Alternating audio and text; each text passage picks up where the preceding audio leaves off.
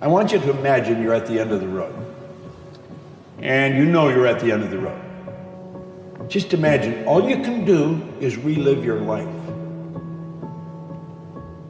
I want you to imagine you're there and you go back and think, God, I wonder if we had moved there, what would have happened? And then, God, if I could only do it over again. I said, wouldn't that be terrible? Spend the last days of your life like that? Wouldn't it be better if you look back and say, wow, what a trip. When you lose it big enough, it can be exhilarating. And then we did this. And what you're doing is laying there and you're reliving your whole life. Well, there's where the goals come in. That's where the purpose for life comes in. You gotta have a main purpose. You gotta have a purpose for life. And you've gotta have meaningful goals. They've gotta be meaningful. You're trading your life for it.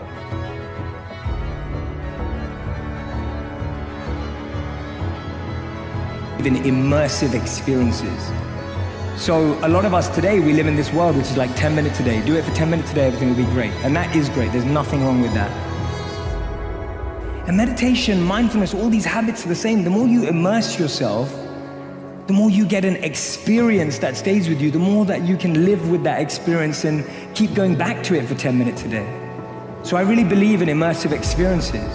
I love the 10-minute a day advice, but I also deeply believe in having a deep, immersive, absorbed experience that completely takes over your whole body, mind, and soul.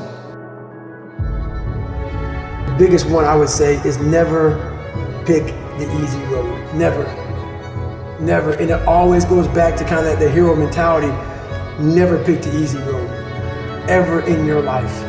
That is the one road that is doomed. It is doomed. You may achieve what you wanted, but you want the permanent fix. The permanent fix comes from the hard road. The hard road gives you permanent. The easy road gives you the quick fix. You will go back to where you started on the easy route. That hard route is so permanent that it ends up callousing you everywhere. Everywhere. Have you come here to avoid life or to experience life? Experience life. All the different dimensions of what this life holds must happen to you, isn't it so? If you come to avoid life, if you feel insecure, that's what you will do.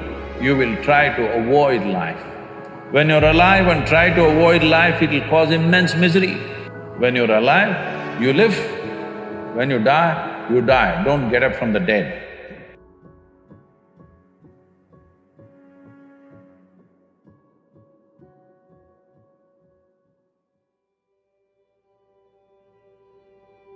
Visualization is a gift to your heart and your soul. It's a gift.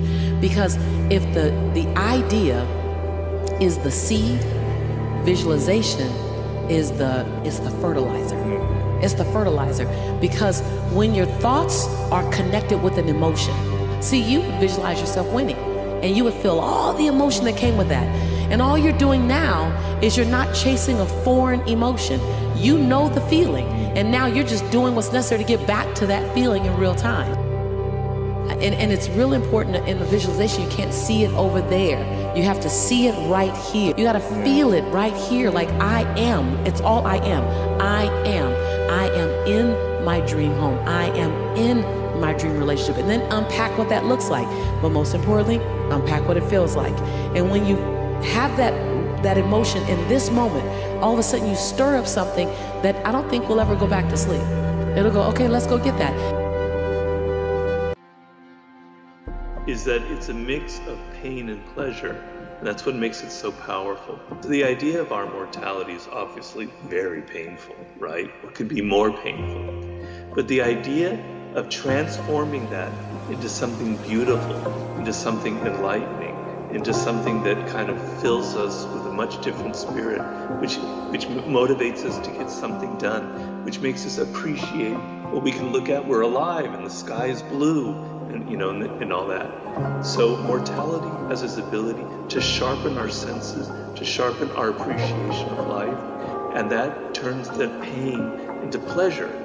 But the pain and pleasure always go together. So underneath that kind of ecstatic feeling that you feel when you're aware that there's eternal time and that there are all these insanely wonderful things around the world, is always going to be mixed with that tincture of pain about how I'm going to be gone and I won't be here to appreciate it. But that mix of the two emotions is what makes it so powerful and so insanely addictive, right? Because pure pleasure on its own can almost get monotonous. The things that break your heart, if you choose, can open your heart. Fear, the world says fear is bad. Fear is only an opportunity for bravery training. We do make excuses because we are very good at self-deception. Because if we actually had to face the responsibility of playing with our bigness in the world, we'd have to let go of our addiction to our excuses and leave what's safe. And we'd have to actually leave the pain to go out to the possibility of pleasure and joy and greatness. And believe it or not, that frightens us.